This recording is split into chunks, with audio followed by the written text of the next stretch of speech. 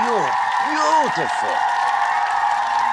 Series 5. Bakit nga po pinipili natin ang mas marunong sa karanasan kaysa mas marunong sa mga diploma o papeles?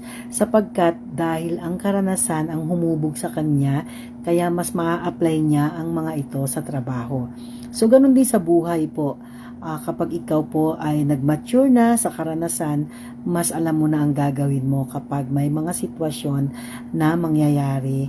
At dahil sa mga karanasan na ito, natuto tayo at alam na natin kung anong gagawin sa mga pagkakataon na mangyari uli ang mga ganoon na eksena o mga ganoon na sitwasyon. Hello Jewel friends! For our good vibes this morning, this Tuesday morning, feel young, think young, and look young. So move your body, don't sit most of the time. You have to move that body. Come on guys! And thank you for watching Gina Yongke channel. God bless and see you on my next vlog.